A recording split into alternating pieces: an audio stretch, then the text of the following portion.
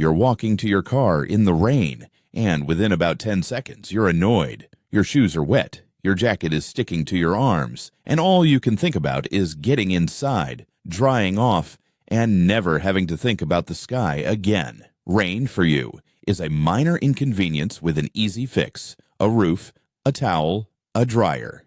Now imagine that fix doesn't exist. No roof waiting for you, no dry clothes in a closet. Just you, in the open, and rain that doesn't stop for a day, or 2 days, or a week. That was an ordinary hazard for most of human history, in plenty of the places humans actually lived. And it wasn't a minor inconvenience. Rain, it turns out, can be more dangerous than cold alone, which raises a real question. How did people survive weeks of it, decade after decade, without a single dry room to retreat to? Start with why rain is such a serious threat in the first place, because the answer isn't obvious until you look at what water actually does to the human body. The physiologist Gordon Giesbrecht, sometimes nicknamed Professor Popsicle for the hundreds of cold exposure experiments he's run on himself, has spent decades studying exactly how the body loses heat, and one of his core findings is blunt. Water conducts heat away from skin dramatically faster than air does, even air that feels much colder. That's why soaking wet in a 50-degree drizzle can be more dangerous than standing dry in freezing, still air.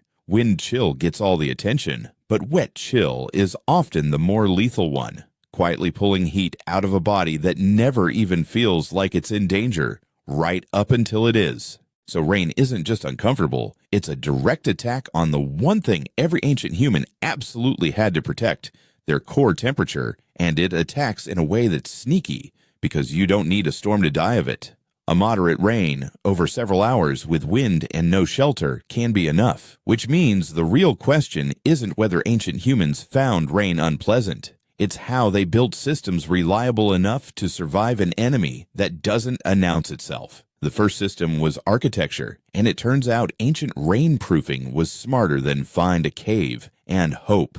In North Yorkshire, England, archaeologists led by Nicky Milner have spent years excavating a site called Starcar, a Mesolithic settlement built right at the edge of a lake roughly 11,000 years ago. The ground there was wet, low, and unstable, exactly the kind of place you'd think people would avoid. Instead, Milner's team found the remains of deliberately constructed wooden platforms spanning over 30 meters, built specifically to give people solid, dry footing above waterlogged land. This wasn't improvisation, it was engineering, chosen and repeated in a landscape defined by water. That same engineering logic shows up again and again once you look at how people actually built roofs rather than just walls. A steep, layered roof made of grass, reeds, or palm fronds isn't a decorative choice, it's physics. Water runs off a sharp angle far faster than it can soak through, and when you layer plant material like shingles, overlapping downward, each layer sheds water onto the layer below it, instead of letting it pool and seep in. That's the same basic principle behind a modern shingle roof, arrived at independently by people with no access to modern materials, just careful observation of what kept the inside of a shelter dry and what didn't. But no roof holds forever against rain that doesn't stop for days, because sustained rain does something a single storm never does. It raises the water itself. Rivers swell, low ground floods, and a camp that was dry on day 1 can be standing in ankle-deep water by day 4. Ancient humans dealt with this the same way modern floodplain communities still do, by watching the pattern and moving before the water arrived, not after. Long-term camps tended to sit on slightly elevated ground for exactly this reason: close enough to water to use it, high enough to avoid becoming part of it. And when a storm system settled in for days rather than hours, moving to higher ground even temporarily was as much a part of surviving rain as any roof or fire ever was. It's a strategy that leaves almost no dramatic trace in the archaeological record, no tool, no structure, just a pattern of where camps do and don't show up relative to a floodplain. And it's easy to miss for exactly that reason. But choosing where not to be was as real an engineering decision as choosing what to build. And for some ancient humans, staying dry wasn't an occasional problem to plan around. It was the daily condition of life. The anthropologist Colin Turnbull spent years living among the Mimbuti people of the Ituri Rainforest in what's now the Democratic Republic of Congo, and documented a culture built almost entirely around near-constant rain and dense forest cover. The Mbuti didn't treat the forest as hostile. Turnbull described it as a place of genuine abundance, one that provided food and shelter in more or less equal measure, if you knew how to read it. Their shelters were quick to build, made from bent saplings covered in broad leaves, and quick to abandon because in a rainforest, mobility itself was part of the strategy. Rather than fighting to keep one structure perfectly dry for months, they built fast, moved often, and let the forest's own abundance of building material do the heavy lifting. Shelter solved half the problem, but only half, because even the best roof doesn't help you while you're out hunting, gathering, or traveling between camps, hours from anything you built. For that, ancient humans needed to manage fire and clothing under conditions actively working against both.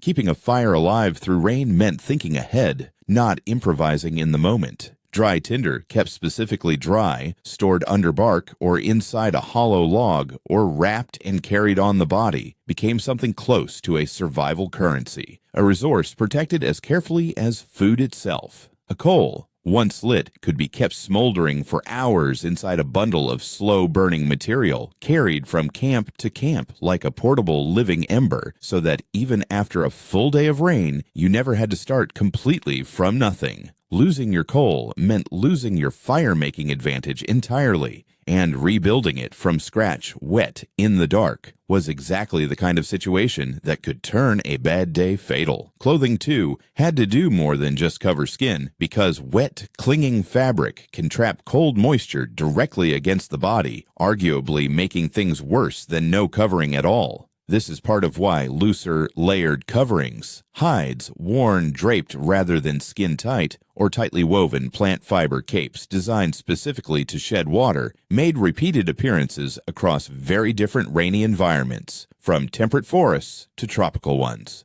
The goal wasn't just staying covered, it was staying covered in a way that actually worked with water instead of soaking it straight through to the skin. Put all of that together, and a pattern emerges that looks a lot like the same pattern behind winter survival, cold survival, and every other environmental extreme humans have pushed into.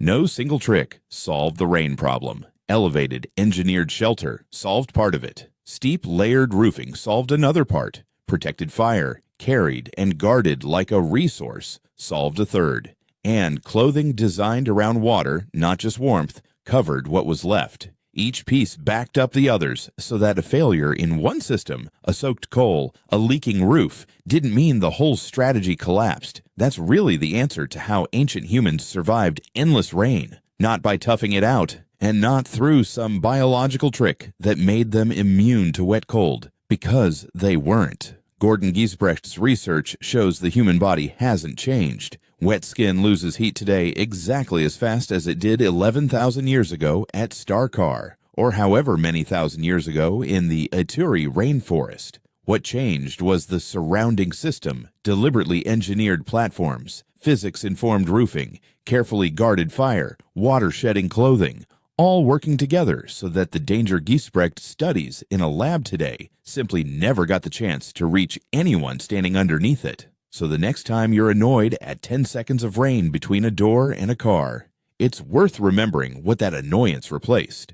Somewhere behind that irritation is thousands of years of people who couldn't just wait it out inside, who had to out-engineer the rain itself. One platform, one roof, one guarded coal at a time. You're not tougher than they were. You just inherited the roof.